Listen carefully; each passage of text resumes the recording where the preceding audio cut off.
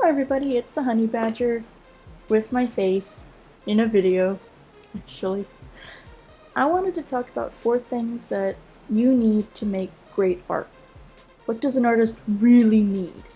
Um, is it the supplies? Is it their talent? Is it like natural, God-given, they were born with it type talent? Or is it something more? Is there something else going on here? And I think that when we get to the nitty-gritty, I think it's going to be like the most basic form of 5 things that every artist needs to be great and have great art.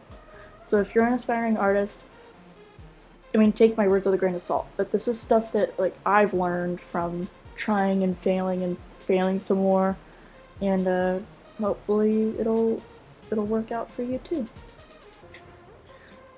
So the first thing you need is your brain. You need to be able to think your projects through. Whether you're making a one-off illustration or a whole story, you need to be able to spin that and ask yourself all these why questions and if questions and how come questions. And when you're able to do that, you build a better world for this piece, and this piece becomes more real and believable. It doesn't have to be set in reality, but it needs to be believable so that your viewer or the person you're trying to entertain or win over feels enveloped by what you've done and what you've made. And that's really important to the experience of not just the viewer and the consumer of the art, but it's also important for you because you'll be more fulfilled when you create this world for your piece to live in and you make it a place. 2, you need desire. I mean, flat out simple. You need to want to put it out there. You want to put it out there more than anybody else on this planet does. Regardless of who's saying you can or can't, you have to want to do it. You have to want it so badly that it like permeates your thoughts and makes you drive and strive to do it. 3, okay, so this one's kind of silly, but it's kind of the truth. You need stuff. You need some stuff. But you don't need like the fanciest schmanciest. I mean, look here, I got a Sharpie. Oh, not sponsored. But you can use whatever you find. I've seen people make some great art using just the most basic of supplies. Like, there are YouTubers that make amazing photorealistic illustrations in MS Paint. There are people that use free products and they turn them into something quite magical and incredible.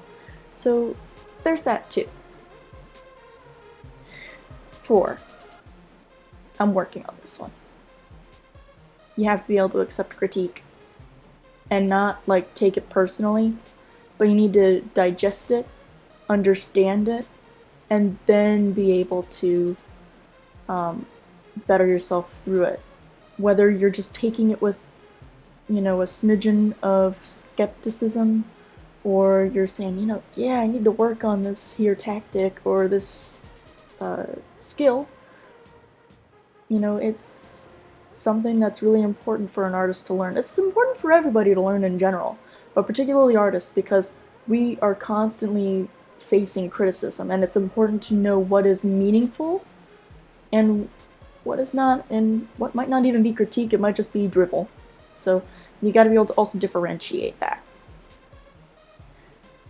And 5, you need to practice. You need to practice and learn and study everywhere and anywhere you can. Every day, every time you can. Whether you buy a $15 camera and you take reference photos to better your backgrounds for your pieces, or you borrow your friend for a day and you sketch them wearing togas to make this Greco-Roman revival statue that you've been pondering. You need to have an open mind and be practicing and learning. The great masters, without fail, have always said that they're still learning. I mean, look at Michelangelo. He was probably one of the most, like, self-important, egotistical artists of all time. I mean, he said no to the Pope and drew a bunch of stuff. Read about it, it's funny. But this man even said, I am still learning. You have to want to learn. So if you collect books, that's cool. If you are constantly on the latest trends on, well, here's a new technique, that's great. But never stop learning about your craft. Never give up on it. If it's something you love, don't give up on it. Because when you give up on it, that's when it starts to fade. And you don't want that. It is a terrible, terrible thing to have happen.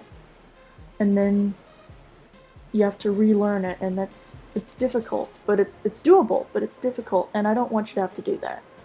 I've done it, and it's depressing, really. Especially when you have, like, story time. When you have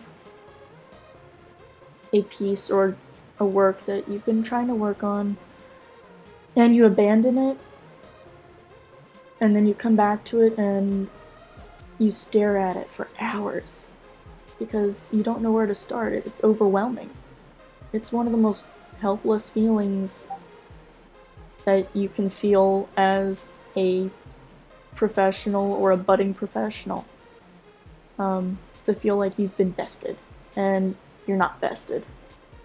You're not bested until you give up. So never give up. Ever.